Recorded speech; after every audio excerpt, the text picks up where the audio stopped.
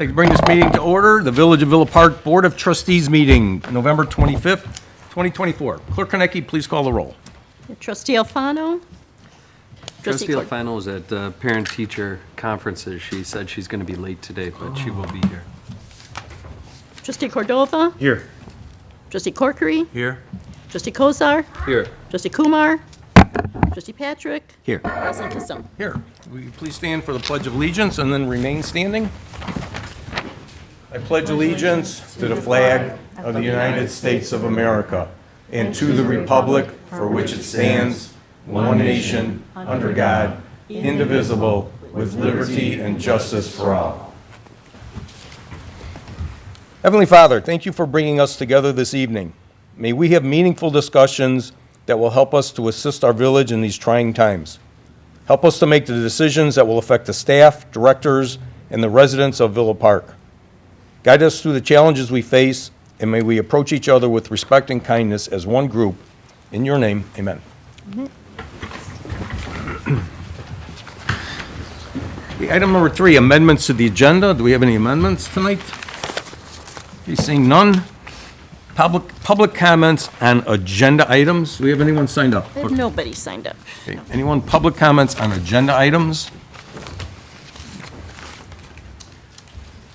Bob Wagner, 114 West Monroe. I believe there's an agenda item that has to do with, obviously there is an agenda item, but it has to do with the budget. And I listened to portions of the last village board meeting, and with respect to a proposal to keep village spending at current rates. And I just wanted to give you my opinion on that. I had a conversation with a resident actually a few minutes ago before coming over, and their remark was that if you remove pensions, if you remove the library, the village budget is actually very small.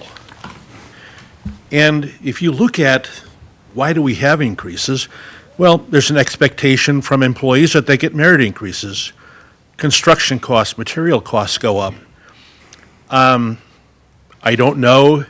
There was the person I talked to characterized the proposal. I tend not to characterize it. I think I take things at face value. I believe that it's a sincere proposal. You know, everyone is in favor of government efficiency, with holding down taxes. But for myself, in a kind of a selfish way, I'm looking forward to having a section of Yale Avenue done, which is in very bad shape. There's a lot of deferred maintenance in the village, and if we hold spending at a current rate, we're going to be deferring it even more. So, you know, I respect the intent of the proposal, but I also think that our village staff and our village budget is very lean. And, you know, I would encourage the board to pass the budget as proposed. Okay, Thank you. thanks, Bob. Okay, anyone else? Public comments on agenda items? Thank you, Bob. Bob made the proposal. I think that's a great idea that you want to hold the budget the way it is. The problem is you spent 2 meetings on discussion on membership for the rec center. You hold the budget or you make it smaller. You've got problems with the police and fire pension. You've got problems keeping that building functioning without having to raise membership rates and stuff to keep it going. You've also got a situation that if you don't follow through with the budget and then you keep it in one level thing, that I don't know if you guys are aware that you looked into it, that if you hold 1 year, that means it's 5 years before it catches up. If you go 5 years, then it rolls to 10. So you have a cause and effect of if you hold the budget and don't pass it the way it is. I looked at the budget, and I'm sure there's a lot of people in the village have looked at the budget. They would, my understanding is December, you're going to put on the December 9th meeting so that more residents will have the opportunity to actually look into the budget a little farther and bring up to the trustees their concerns, because some of them are looking into the budget on the way it is right now and how you guys made that proposal. I believe it was the October meeting. A lot of the residents have been listening to what you looked in the budget and how you were discussing that. And they are a little concerned that you're saying that you want to cut what they saw looked like a decent budget. So do keep that in consideration of the people of Villa Park. Do want their stuff done. The roads, they want fire, they want equipment replaced. Thank you.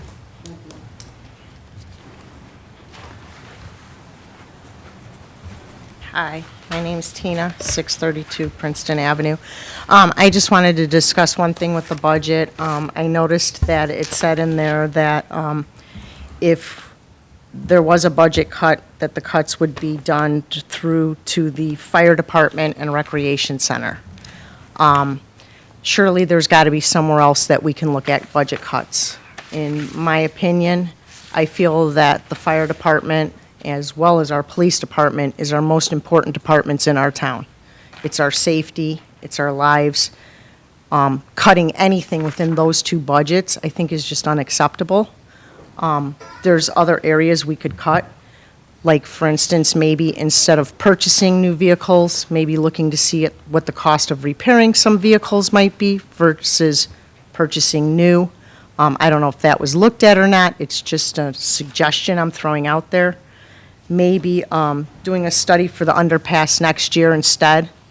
I'm just asking that if the budget doesn't go through and there does need to be cuts, please reconsider even thinking or considering making any budget cuts to our fire department or police department.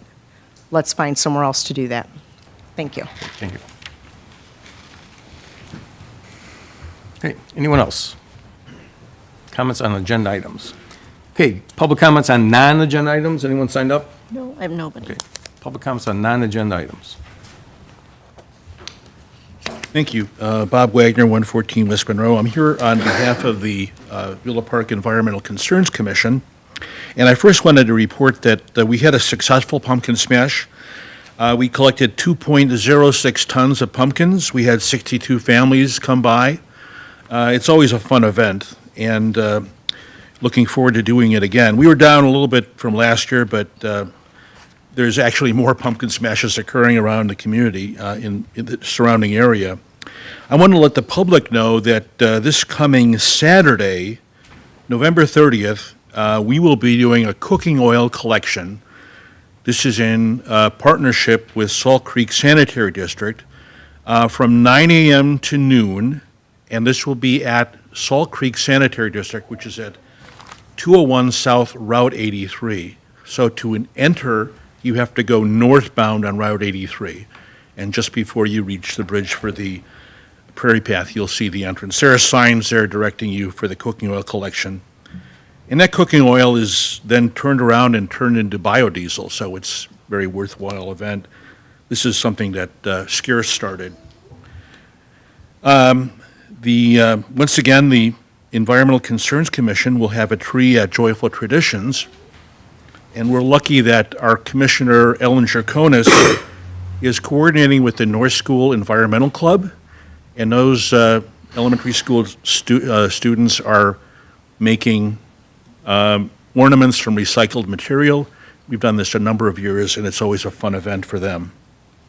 I want to mention, starting in January, we'll be announcing, or we'll be asking for nominations for our Green Champion Award. And it's actually the 2024 Green Champion Award because it's for the prior year. And then we'll also begin planning in coordination with staff for the 2025 Spring Sweep, which will be on May 17th. And I appreciate the time. Thank you. Okay, thanks, Bob. Thank you. Okay, anyone else? Public comments on non-agenda items? Okay, we have no commission appointments tonight, so we will go to, no proclamations. We go to the presentation of the promotion of Lieutenant Dave Richardson of Villa Park Fire Department. Chief Stapleton. I want to first thank the Board of Trustees and Manager Harline for your continued support of our fire department and for giving this opportunity to introduce you to firefighter Dave Richardson as he's promoted to lieutenant for the Villa Park Fire Department. At previous promotional ceremonies, I talked about the traditions in the fire service, what our bugles on our collar mean, what the badge signifies, what our core values are, and I talked about why the structure chain of command is mission critical in our fire service.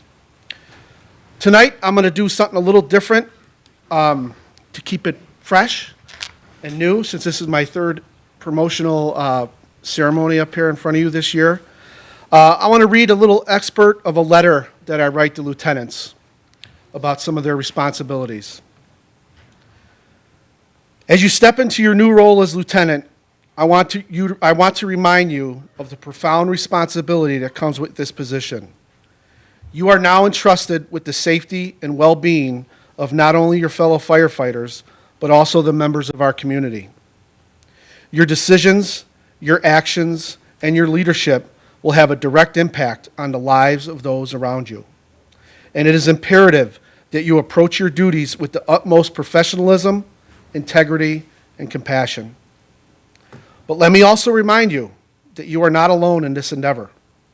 You have the full support of your fellow firefighters, your peers, and your command staff behind you. Lean on them for guidance, for support, and for wisdom as you navigate the challenges and responsibilities that come with your new role. Remember that leadership is not about being the loudest voice in the room. It's about empowering others, fostering collaboration, and leading by example. Tonight, though, is a night of celebration and reflection as we gather to recognize the promotion of firefighter Dave Richardson to the rank of lieutenant. Speaking of Dave, Dave joined our department on January 29th, 2007. He's a third-generation firefighter. He's a proud member of the Army Reserves. Joined the fire service in 1995, graduated paramedic school in 1999. He holds numerous Office of the State Fire Marshal certifications. He's been on numerous department committees, and he has proudly obtained his private pilot license and his commercial drone pilot license. So we get that drone in the budget, Dave? You already got a licensed pilot, because that's what we're concerned about. PD, you're on board, half and half. With that said, it is truly my honor to ask Dave Richardson to come up to be sworn in as lieutenant for the Villa Park Fire Department. He is accompanied by his wife, Angela, his mom and dad, Shirley and Dave, his mother-in-law, Lori, his sons, Tyler and Justin, and their girlfriends, Lexi and Kaylee, his sister, Amy, and her husband, Scott, and believe it or not, his grandkids, Logan and Adeline. Dave, you're what, 30? Mary? Dave was always the best-looking firefighter on the department, according to Mary Hornback. I just had to say that now that she's here. And Dave knows, oh, those blue eyes were something. So I turn it over to Sana. Thank you.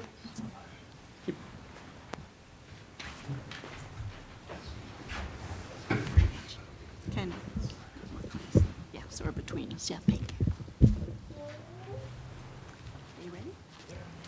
Okay, raise your right hand, please, and repeat after me. I, Dave Richardson, I, Dave Richardson, do solemnly swear do solemnly swear that I will support the Constitution of the United States, to support the Constitution of the United States, the Constitution and laws of the State of Illinois, Constitution and laws of the State of Illinois, the rules and regulations of the Village of Villa Park, the rules and regulations of Villa Park, and the rules and regulations of the Fire Department. rules and regulations of the Fire Department. I will faithfully discharge the duties I will faithfully discharge the duties of the office of lieutenant of the office of lieutenant with the Villa Park Fire of the Department Villa Park Fire Department for the Village of Villa Park, for the Village of Villa Park, to the best of my ability. to the best of my abilities. Congratulations.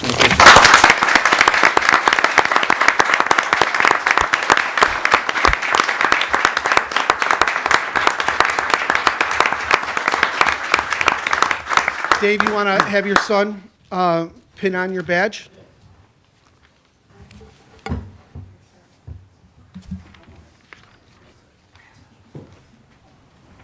I'm sorry, grandson. You just can't believe it.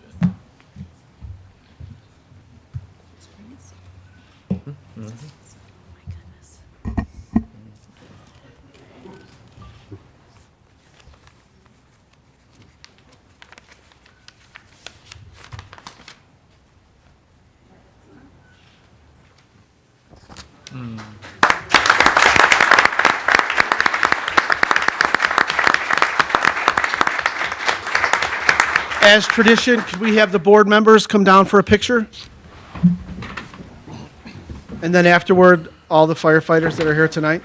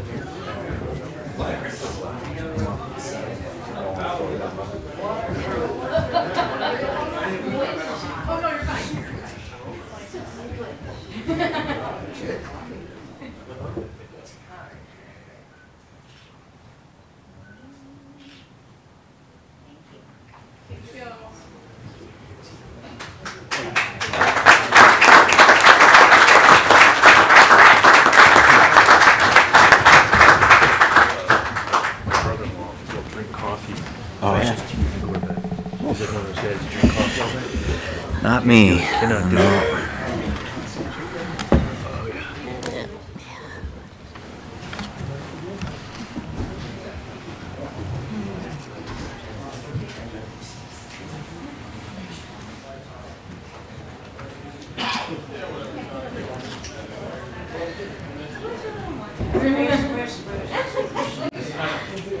Jack, did he say that was his grandson that pinned it on his badge? That's so cool.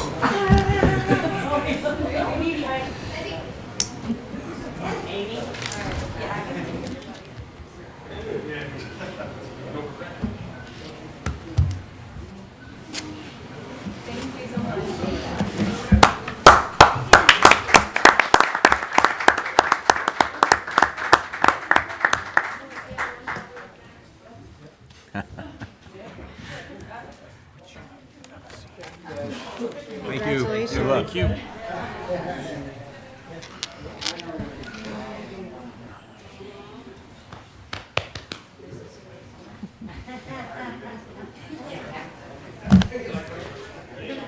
Thank you.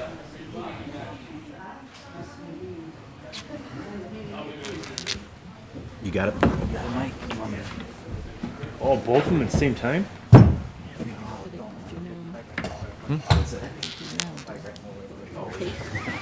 Oh, they already did something earlier. That's been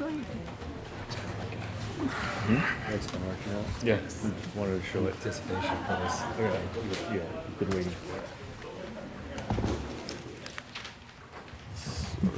So congratulations, Lieutenant Richardson. Nice to see him moving on up. Okay, move on to item 9, the consent agenda. Bill listings for the week of November 11th, 2024 in the amount of $409,771.18, and November 18th, 2024 in the amount of $58,579.16. Approval of the minutes of the November 11th, 2024 Committee of the Whole meeting, and approval of the minutes of the November 11th, 2024 Village Board of Trustees meeting. We have a motion for the consent agenda. I'll make a motion. Trustee Cordova, do we have a second? Second. Trustee Kozar, questions or comments? Okay, seeing none, Clerk Hernecki. Okay, trustee Corkery, Yes. trustee Patrick, Yes. trustee Cordova. Yes. Trustee Kozar. Yes. President Kazone. Yes. Item 10A is an ordinance for a first reading. It's an ordinance amending Article 8, Section 8.5, signs in R zoning districts of Appendix C zoning ordinance. Major Harline. The 2024 village, this ordinance amending Article 8 signs, Section 8.5 signs in R zoning districts of Appendix C zoning ordinance. This item was last discussed at the October 28th, 2024 Village Board meeting under new business. Planning and Zoning Commission recommended approval at their November 14, 2024 meeting. Staff requests a waive of first read as this ordinance amendment will allow for timely installation of the proposed wall signs at the VPRC. Apparently, the memo did not produce, so I'd like to ask Director McLaughlin to give you a quick review of what's in this ordinance. If you can still get to it if you have access through the board portal, but for some reason it didn't publish.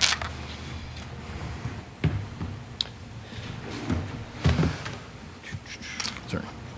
Good evening. So as pointed out, the memo was not published on the agenda, so just real quickly, this adds regulations under public, civic, and institutional uses that if they have a special use permitted, they are allowed the same signage that a non-residential use would be allowed, so that same calculation. Under the current ordinance, 32 square feet is the maximum in all our districts, and so what this language is doing is that if you are a special use in a public, civic, or institutional use and gone through the process and approved, you're allowed the signage of a non-residential sized building. VPRC, a school, a new church if they came into play. So this sets the standard so that we are looking at appropriately sized signs on larger buildings in our district. Okay.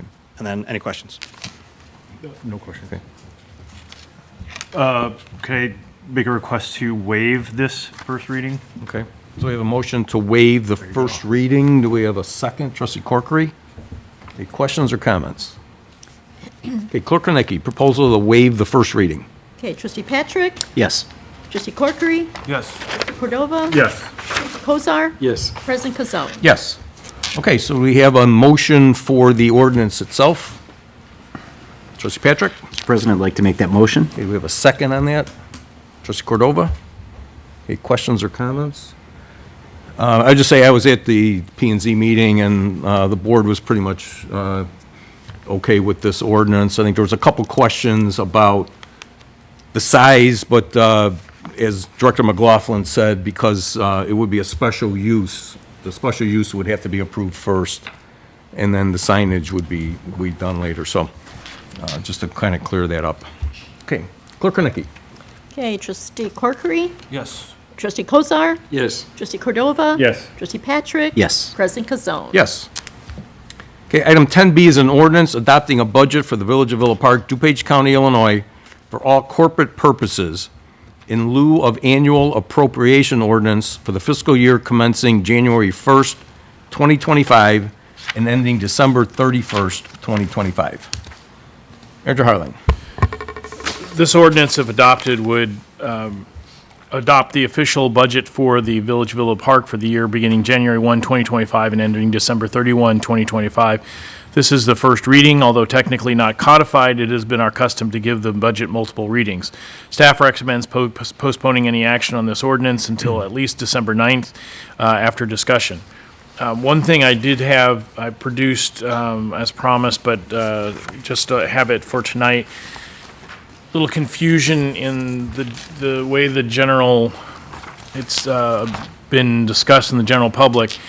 If we hold the property tax at the same level, the total amount collected as versus a up to 2.87% increase, which we would be allowed under state law, the difference is $311,714. The way we divide that out in our property tax assessment and division to the different funds in the village, we have several different places where that money goes. The money that would go to the pensions won't be touched. The money that would go to the municipal retirement wouldn't be touched, Social Security, et cetera. Those payments would not be touched. The other places which we have some authority to change are, we divide them out as corporate, fire protection, parts, recreation, and ambulance/paramedics. Exactly, all of those are, except for parks and recreation, are special funds. Corporate, fire protection, ambulance, paramedics are all in the corporate fund. So there isn't really anywhere in the fire protection or ambulance paramedics where we really could make any cuts without going into personnel or training or some key things. And like I said, like I promised the board, I won't be making cuts that would, play the old budget game where you put in things so popular that nobody would cut them. So what I found were mostly in the corporate fund, even though they may affect parks, they would be in the building or they may seem to affect parks, they would be either in the building or equipment part of the corporate fund. There's $50,000 that could be cut for the Cortese shade structure. We annually budget $50,000 for swim pool improvements. We just put in a new pump. We just put in a new pool liner. It may not be, my one possible suggestion would be cut $25,000 from swimming pool improvements, and maybe this year we could get by with that. There is a need for a new out front mower. We can always put off purchases. I know that would not be ideal in the Parks Department, but that is a possible one. Gas and diesel fuel, we budgeted $290,000. After 9 months, we were at about $175,000. In the last full year, we were at $230,000. How the cost of fuel will change next year, it's always a risk, but take $50,000 from there. Right now, we're budgeting for a 4.5% raise for non-bargaining, and I was looking at additional. Not doing that would save us $53,700 in general corporate and $8,300 in parks. There's a parks trailers, $25,000, and Lufkin picnic tables, $25,000. Put that all together, and that gets us, removes $307,000 from the village budget and would allow us to freeze the corporate property tax. Those are none of those are life or death cuts. Okay, thank you. Trustee Corkery. I'm not in favor of making the cuts. I'd like to accept the budget as written when it comes back. And this is just new information for discussion on the 9th or the 16th, and I'm just now handing this out. There are other possibilities. There could be possible options for revenue enhancement, which we could look at too. So this is just one option, and I'll bring with direction from the elected officials, I'll bring further options. We're spending $25,000 on picnic tables? Greg, you want to explain a new picnic table, that's a lot of picnic. It's not, How many picnic tables is there? go ahead. I'm not sure on the numbers, but what we usually do is buy the lumber and the frames and put them together ourselves. I'd have to check on the numbers of those picnic tables, but Lufkin's going to need some more picnic tables. We're going to need some more over at Lions Park. About how many picnic tables? I don't even want to guess. I'll have to check it out. I can Okay, get I'd back like to to you. see the numbers, just because I can get that to you. a bit of an eyebrow-raising figure.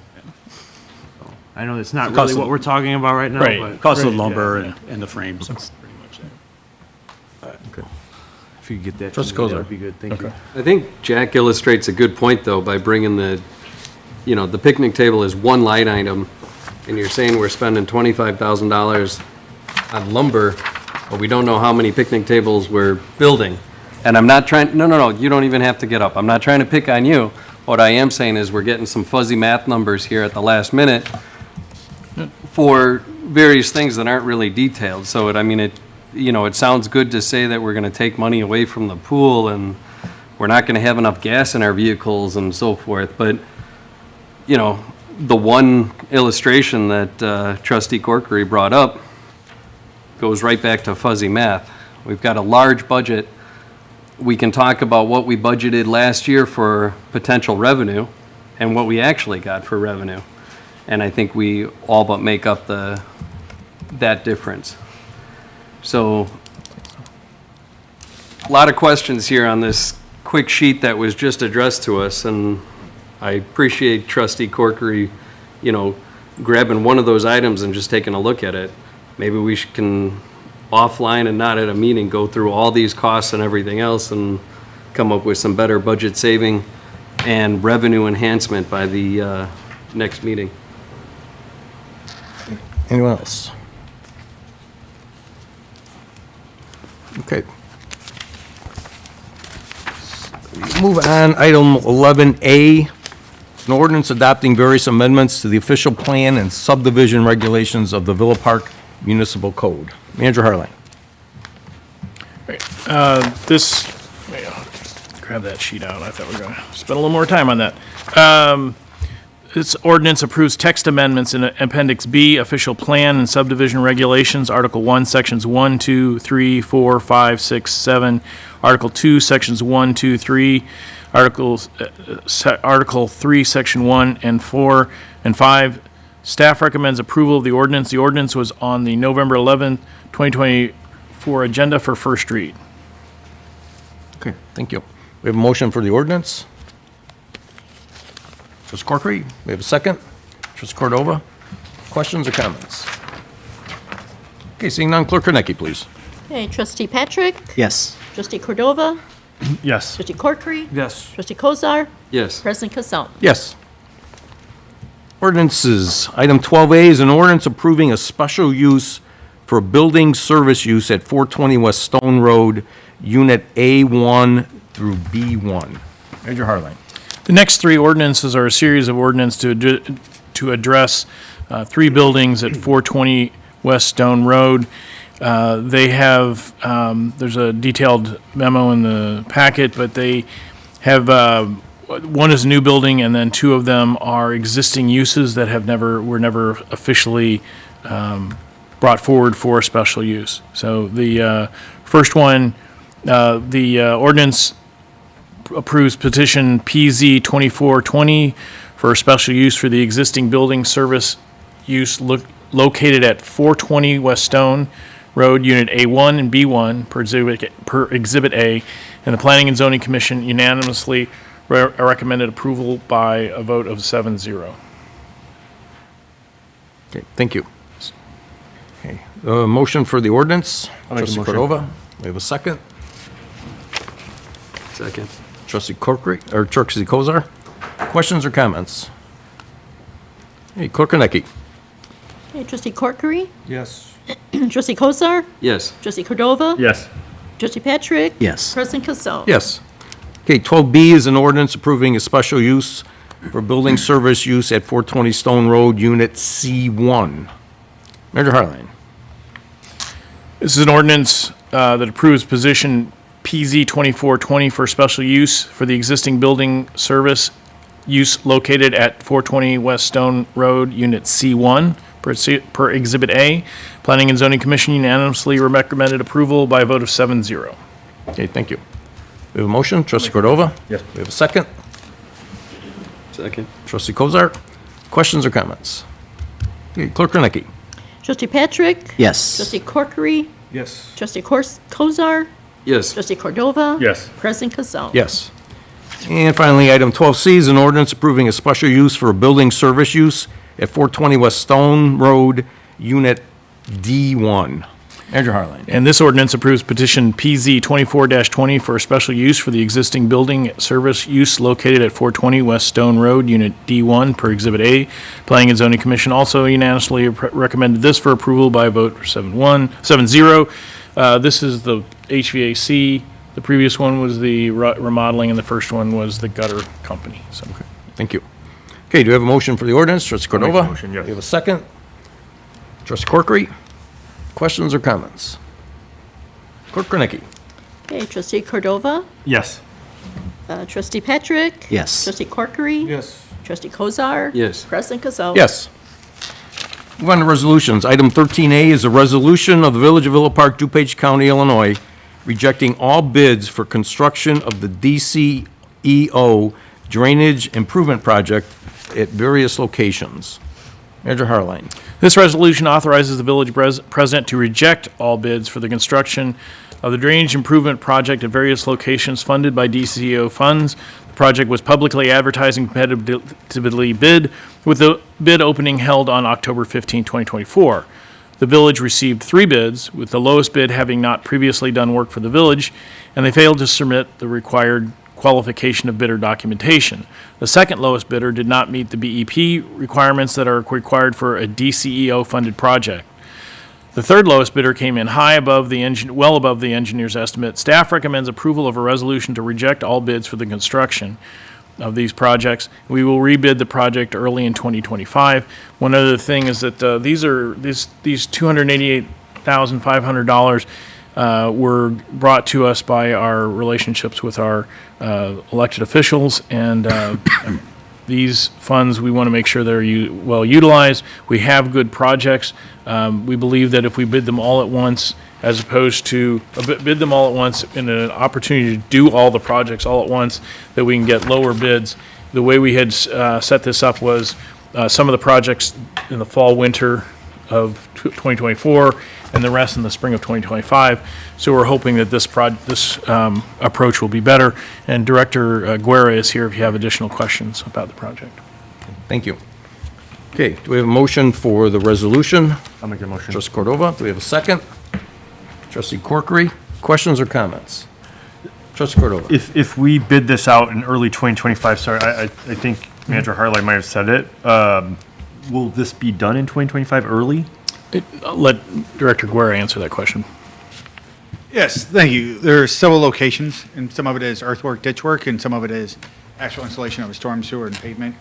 Due to the time frame of this time of year, obviously we were looking to do the earthwork portion and then go into the spring anyways with the storm sewer installation. So by rebidding here in the early portion of 2025, it will just now be one mobilization to all the different locations. So anticipation would still be completion by middle of summer, I would anticipate, due to the scope of work required for the installation of the storm sewer, plus paving back the patches, sidewalk work, that sort of things, or the work associated with installation of that storm sewer. So it's not like we're behind on the project already? No, correct. Right, No. all right.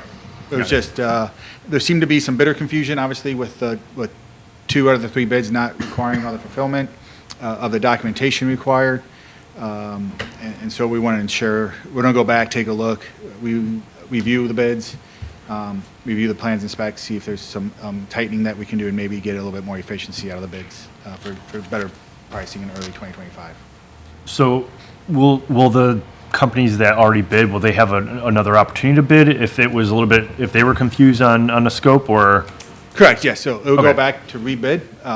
So this is just formality that since we received bids, we want to make sure that it was clear that we're not awarding to anybody, that we're rejecting, and that we'll rebid. But it's, again, a public bid, so they're all eligible to rebid in the springtime. Got it, cool, thank you. Mike, any reason why we only had three bids on this? Is it just everybody's busy right now, or? I think probably, to be honest, some of the time frame. Obviously, we got the grants, I believe last spring, trying to work through the plans. So we started entering into the year. We were trying to hit a sweet spot in some of that pocket work, get a last project, fulfill some contractor schedule for the remainder of the year. And we've seen some decrease in bidders with some of the grant requirements. Sometimes the paperwork,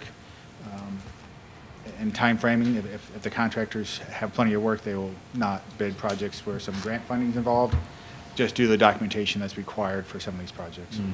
Okay, thank you. Any other questions? Okay, Clerk Henneke. Okay, Trustee Kozar?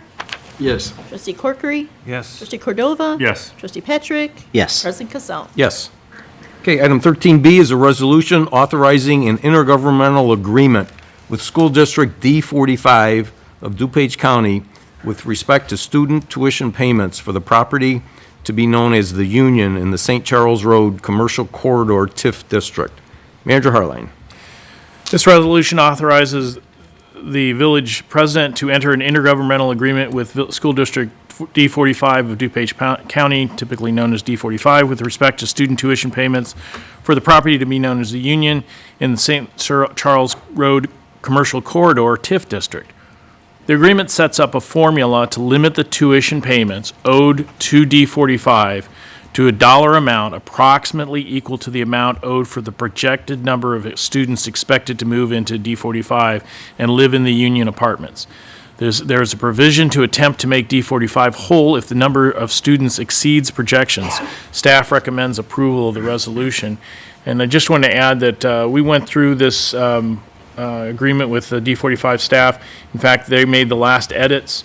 The projection by SB Freeman is that there would be about 8 or 9 students that would move from outside of District 45 into District 45, live in these apartments based on, and this matched numbers that D45 had seen with respect to the other property owned by the same investors, the Ovaltine project.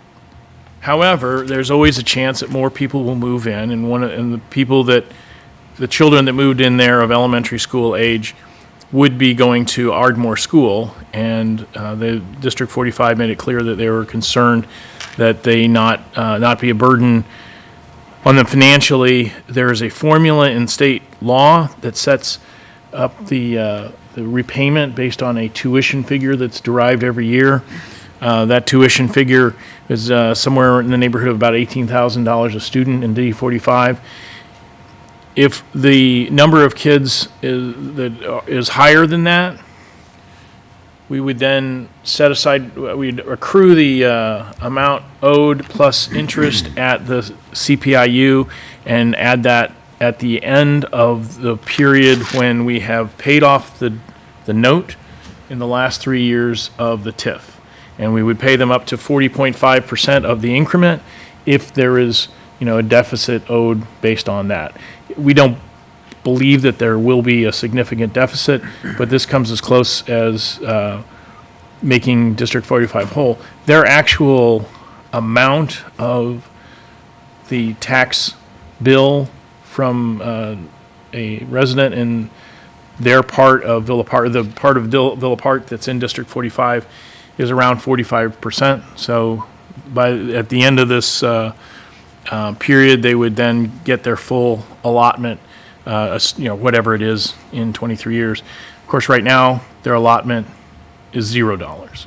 So if you look at the history of the added value to the EAV, there's one blip above 1%, and that's when we added Ovaltine. So that they understand that this is in their best interest, but this is to minimize any cost to the district. They have obviously adopted and signed it, and if you have any questions, I'd be happy to answer them. Okay, thank you. Okay, do we have a motion for the resolution? Trustee Patrick? Mr. President, I'd like to make that motion. Okay, second? Trustee Cordova? Okay, questions or comments? Trustee Cordova? So this is just for District 45. Do we have a timeline where District 88 will also be? Currently, December 9th is when they have a very similar, basically following exactly along the pattern. Because the actual tuition payment for a student in D88 is higher, but obviously students stay in D88 for less time. So the percentage, in state law, you are to pay tuition payments up to 27% of the total increment for elementary students and for 13% for secondary students, up, if there, if you have that many students in the district. So this is, unless you have an agreement. So this is to make sure if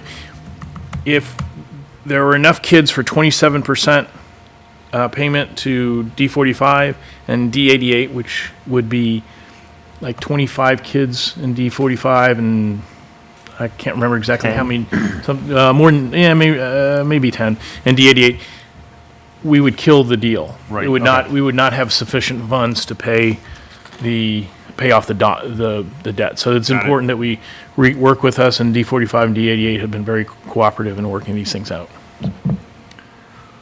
Perfect. Thank you. Any other questions? Okay, seeing none, Clerk Kornacki, please. Okay, trustee Cordova? Yes.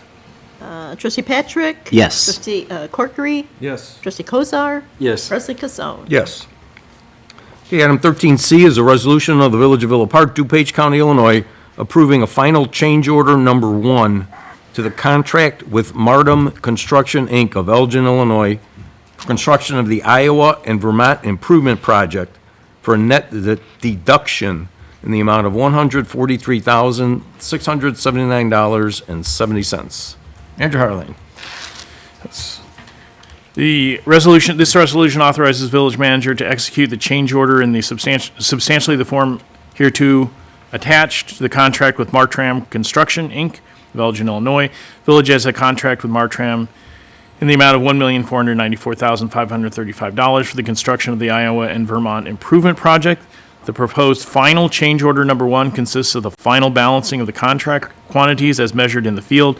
The net amount of the proposed final contract quantities the net amount of the proposed final change order number 1 is a deduction in the amount of $143,678 and 70 cents for an adjusted contract amount of $1,350,856.30. Staff recommends approval of this change order brought in under budget and on time.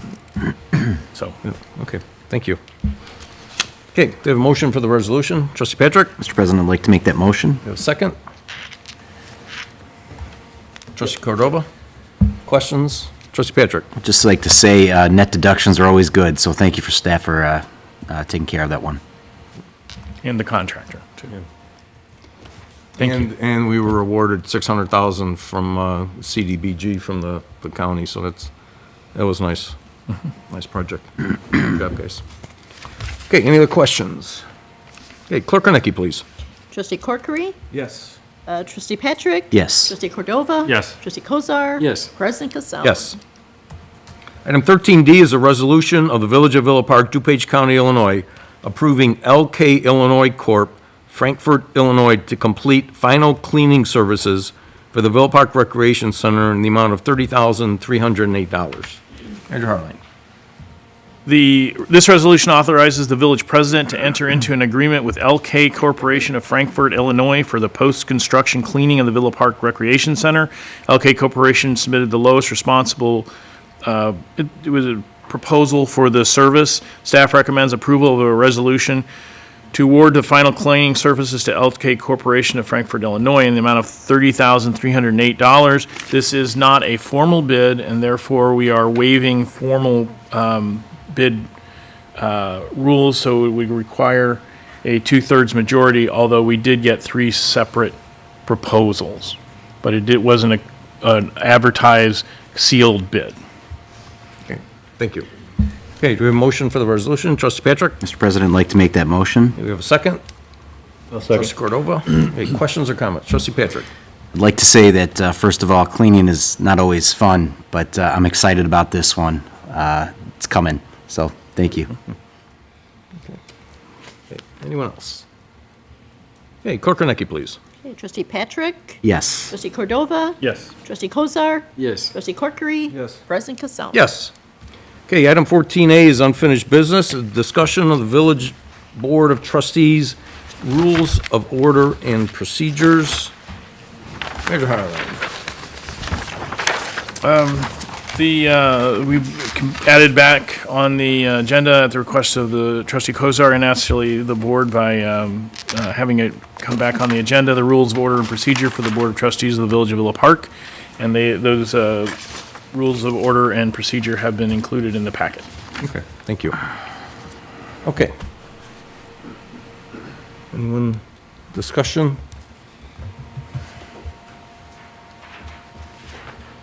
Just go over. I mean, I went through this and it seems it's all fine. I mean, I feel like there's nothing that was out of bounds on this. I don't know who else read it or how everyone else feels about it, but it doesn't feel like there's a lot of changes, if at all.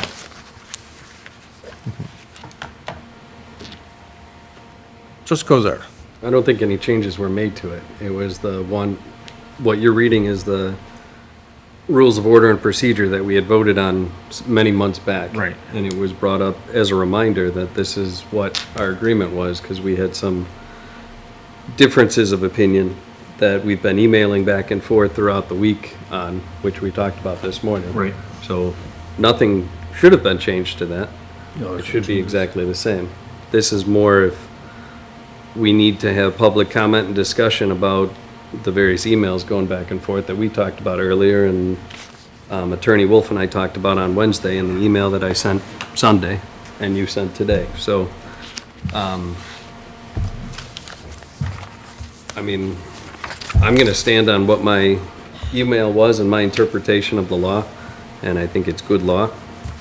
So if anybody wants to refute that, have at it. But if you've got more to say and you want to, talk offline on it, we can do that too, or an executive session. It doesn't matter to me. I just want good law, I want transparency, and I want our village attorney to represent the whole of the board. All right. Yeah, I mean, I saw your email. I saw Attorney Wolf's response to that. I saw her original email too. One of the things that I think that the difference of opinion here is in our ordinance, it says once the agenda is approved by the board has never approved the agenda. It's always been, are there amendments to the agenda? If the board would like to add that, instead of having amendments, we can always, instead of item 3 being amendments to the agenda, be approval of the agenda, and then at that point, then no changes can be made. I think that's the difference of opinion between our attorney and trustee Kozar. And I would just add that if the board wants to firm the agenda as written, I think as the items, amendments to the agenda is an appropriate item to be able to do that. So we don't even have to change the language of the agenda for the board to take that action at that moment. I stand by the written communications that, have gone back and forth as well. If there are any other questions, I'm happy to answer them, but that's it. The only other comment I just have to make is that in my role as village attorney, I don't represent any one individual. I do make decisions related to the powers and authorities for specific offices, but those decisions would be the same regardless of any individual holding that office. And I have a respect for every office of this municipality, and I give deference to the authorities of all of the offices.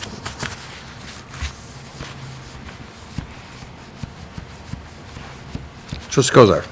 It seems like an unnecessary step that at the beginning of the meeting, we have to formally adopt the agenda to prevent us going through the agenda, being implicitly approving the agenda by virtue of working through the agenda and nobody making comments during amendments to the agenda, to come back on some technical loophole that we didn't actually vote on it at the beginning. I mean, we're really splitting hairs here, and it's really unnecessary. If that's what we have to do, that was kind of the genesis of putting this rules and procedures together, because there was shenanigans going on back and forth about trying to get stuff on the agenda and getting stuff off the agenda. So then we create this thing called rules of order and procedures that we're trying to follow, and, now there's still shenanigans, and now we're suggesting, okay, let's put something else on the agenda, so we have to put it into ordinance or vote on it. This isn't all that difficult.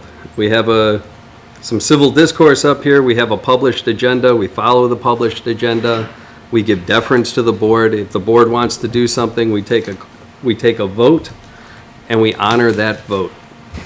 And that's all I'm saying, we just honor the vote. Nobody acts unilaterally against the will of the board. If the board makes a decision, honor that board decision. We shouldn't have to have rules of order and procedure that we have to have on the agenda every meeting to remind us that we have rules of order and procedures. We shouldn't have to put other things on the agenda to cement the agenda so nobody can unilaterally take stuff off the agenda. We just need to give the board deference, and if the board makes a decision, honor that decision. It's that simple. I don't particularly care for the shenanigans comment. There was no shenanigans up here. There was things that were done at the time, which was thought to be part of our rules. And, we don't have to, we make things too difficult up here. I agree with you. I think we just follow what we've been doing. I'm perfectly okay with that. But portraying it as shenanigans, I think, is a slap in the face. I don't appreciate that comment. I'll stand by that comment. You're right. Any other questions or comments on this? Okay. Item 16, Village Commission reports, acceptance of the minutes of the September 26, 2024 environmental concerns. You didn't ask if there's any new business. Oh, I'm sorry. Any new business tonight? Trustee Kozar. So new business that we can talk about, and one of the things that was in that email was that 90-day rule with regard to liquor license, and I think this should come up for more discussion. So in the previous meeting, President Kazone had talked about the 90-day rule that if you get a liquor license, you have to use it within 90 days, being something that was subject to state law. And I had asked that somebody cite that. It was miscited, and there is no Illinois state law with regard to getting a liquor license and having to use it in 90 days. It is solely in our ordinances, in our local Villa Park ordinances. So what I'm suggesting under new business is that we can have discussion on it. We don't have to take a vote, but we have discussion on it. What I'm proposing is that, as I've said before, our local ordinances for liquor should mirror and align themselves exactly to what state law requires and not be more restricted than that. And if it was aligned with state law, somebody could come in and petition our village for a liquor license, receive that liquor license, and then go and buy their property, build out their property, start their business, whatever it is, with the surety of knowing that they have a liquor license. And if it takes them a year to do a build out, or 2 years, or 6 months, that's on them. But they know they have a liquor license and they pay for it along the way. And that's their security. So we don't have a mess like we've had with 24 West St. Charles. So under new business, I would like to have some more discussion about that.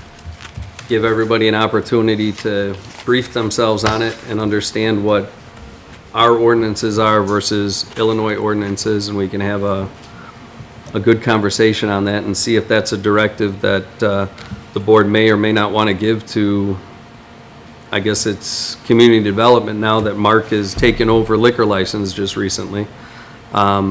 As we start into the new year, we don't want to make any changes to liquor license this year because this is right now when everybody's applying for their, or not applying, but getting their renewal for liquor license, and it's almost the end of the year. But this is a topic that we can start talking about for next year, and make sure that we have enough time, if we are going to make modifications, to educate ourselves on what those modifications may be, have discourse as to what those modifications could be, and then ultimately write the ordinance and modify it accordingly.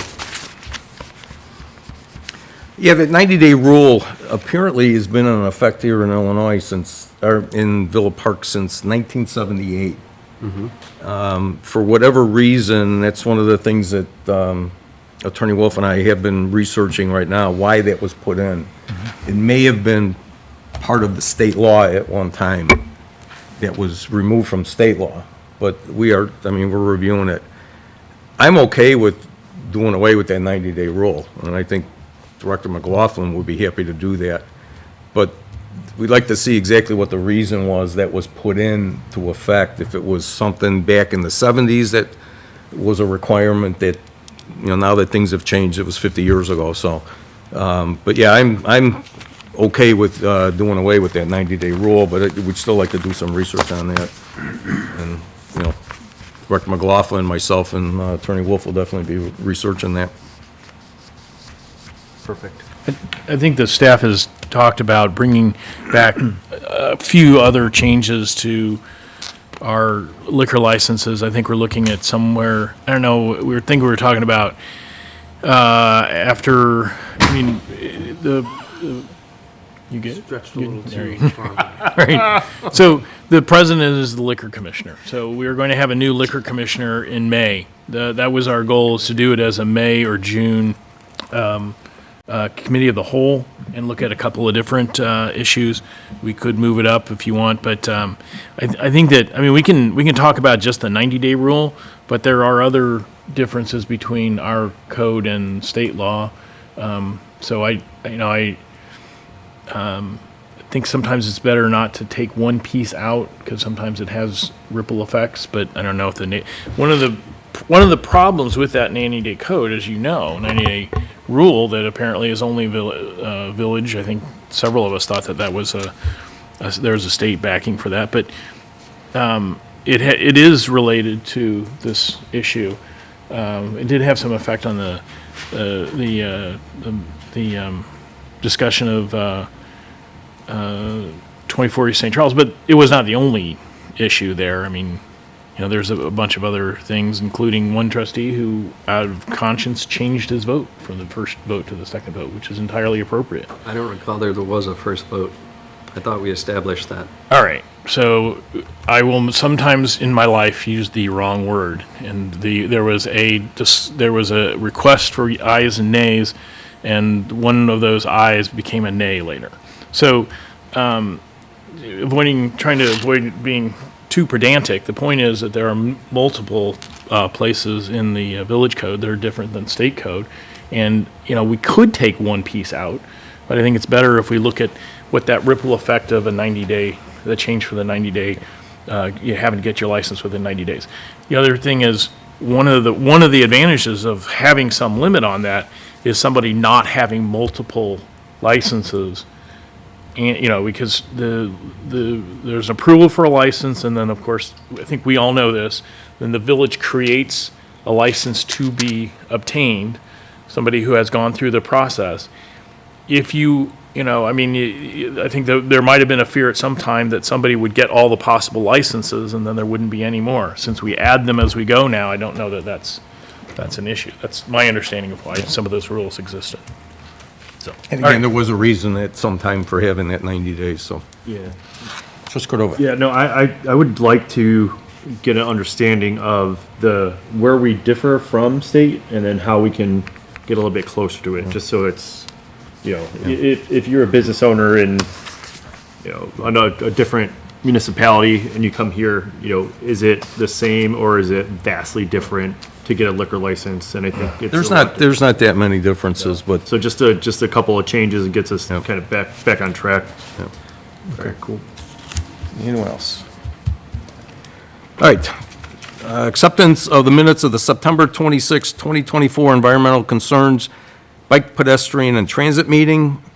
Acceptance of the minutes of the September 26, 2024 Environmental Concerns Commission meeting, and acceptance of the minutes of the October 10, 2024 Parks and Recreation Advisory Commission meeting, and those minutes are in tonight's packet. Move on to item 17, the village clerk's report. Oh, just one item, that today I did certify Cheryl Wagner in our village office, because I was not in the office today, to be deputy village clerk for the afternoon until 5 p.m., and she was able to accept objections to any petitions, so she did that on behalf of the village clerk, just to make that available. Okay, thank you. I think Attorney Wolf would like to just make a comment. And so Clerk Koronecki, as she just addressed, has a certificate of appointment that is a written document that is submitted in accordance with the village code to the village board today and made part of the record. So with respect to the actual objection petitions, today was the last day. There were certain objection petitions that were filed today. And so with that, an electoral board will need to be convened with respect to those petitions. There were 4 separate petitions that were filed. 2 objections related to the office of trustee. So the electoral board for that objection petition will be the village president, Couzon, trustee Koronecki, and the first, the longest standing, Clerk Koronecki, I apologize, and the longest standing trustee, which would be trustee Patrick. Since trustee Patrick is running for a different office, there is no conflict with his post on that electoral board for those objection petitions.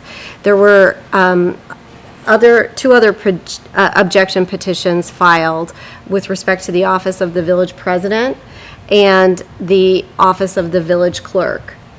Both of those electoral boards will have one individual being disqualified in their role because of a conflict. So with respect to the objection petition for the village president,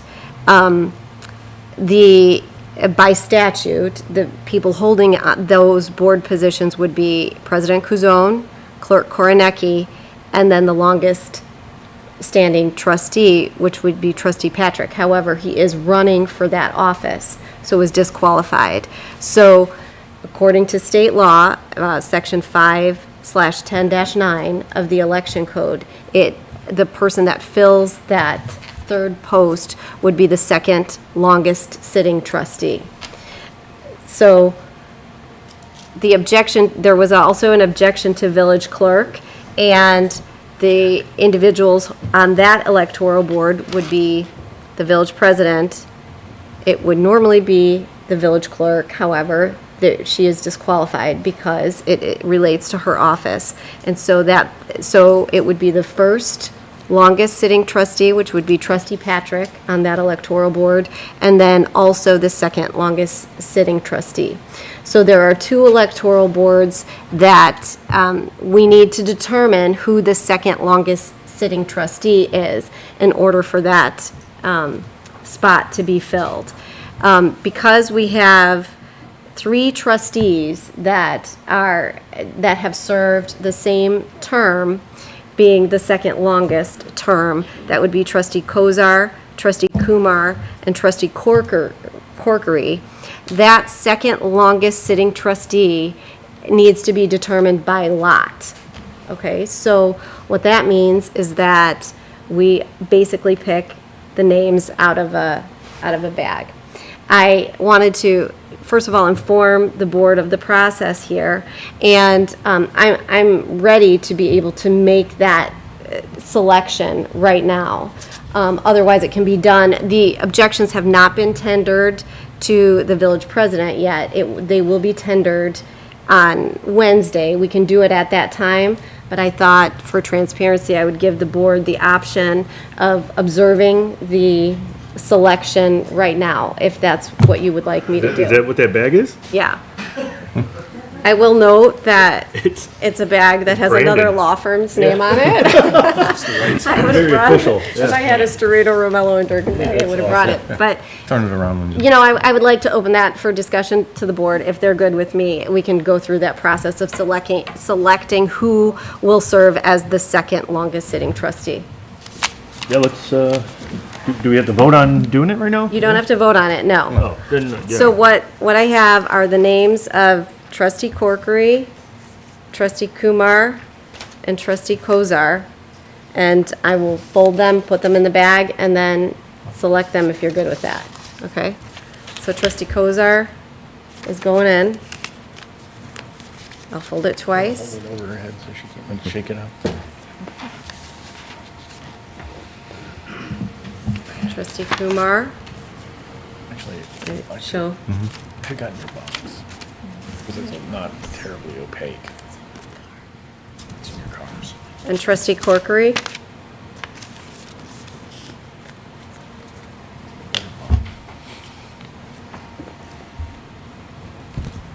Mix it up.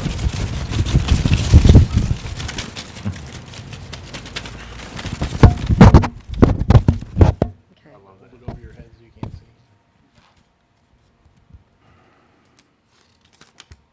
Trustee Kozar All right. will serve as the second longest sitting trustee on the electoral boards that need that position to fill those disqualified.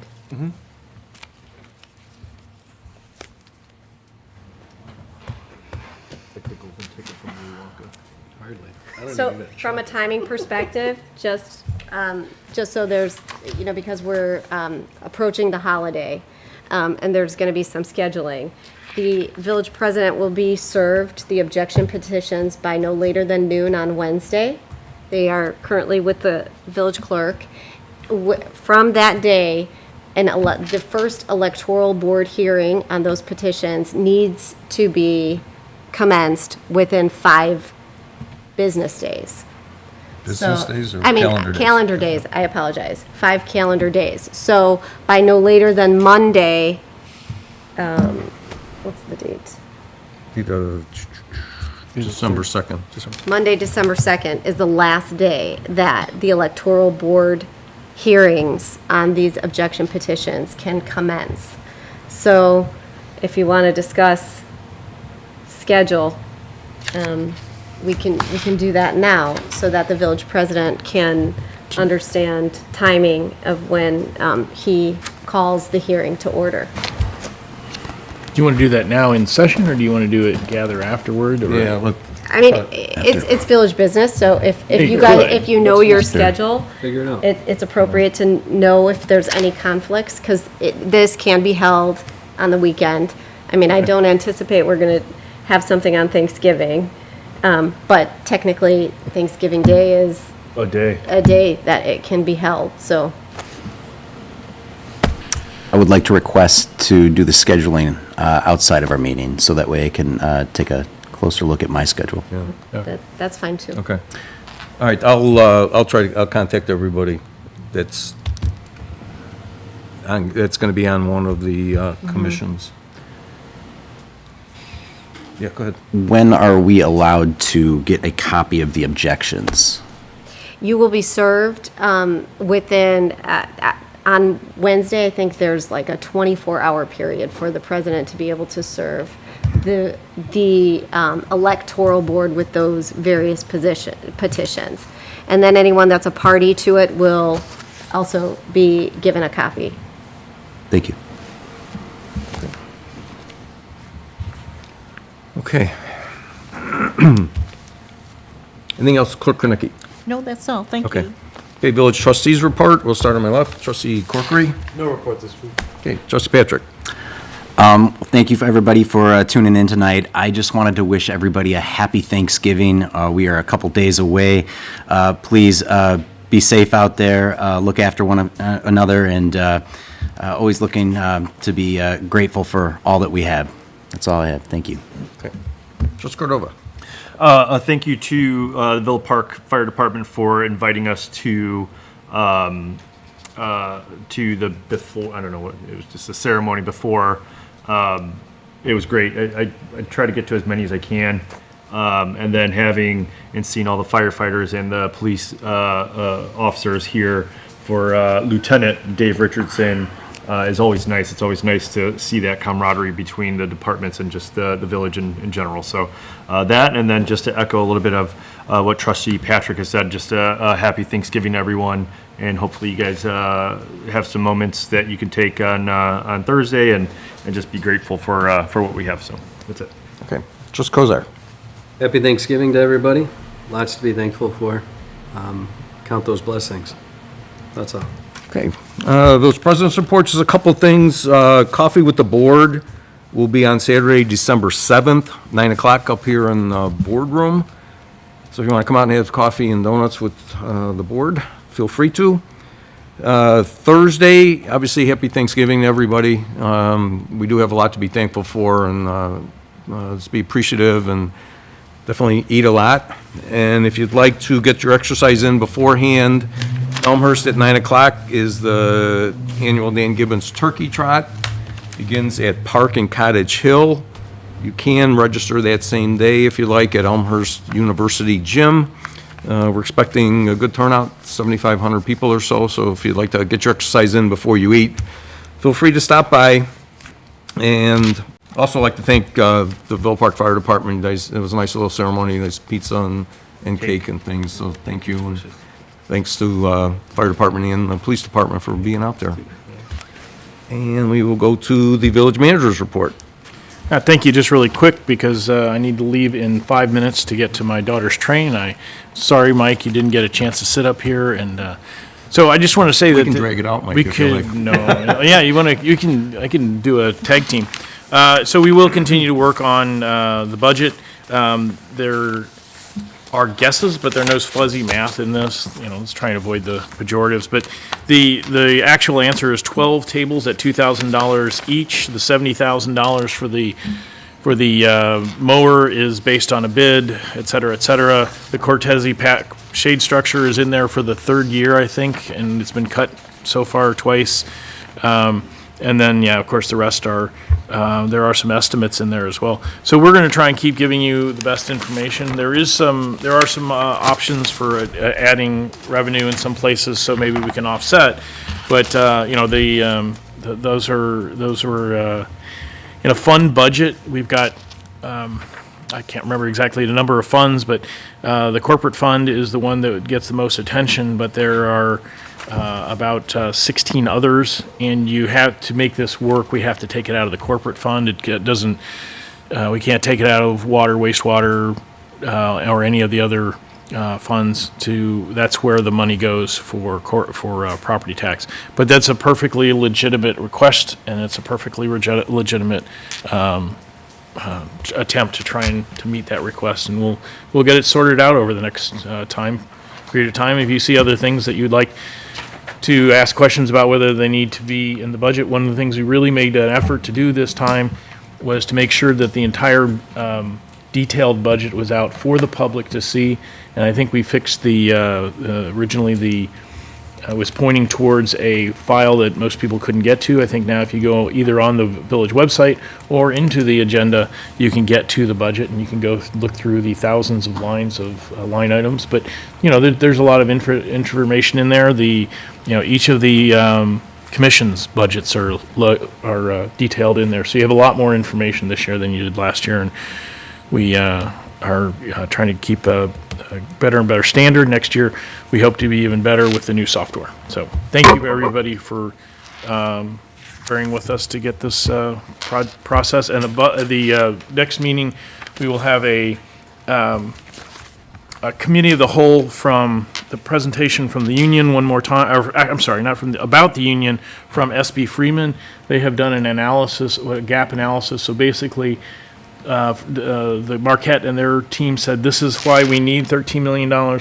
We have gone and done this independently to see if their analysis is true by our standards and that this is the best way for us. So this independent paid by us to look at the same issue as to do they really need a $13 million general obligation bond of the village.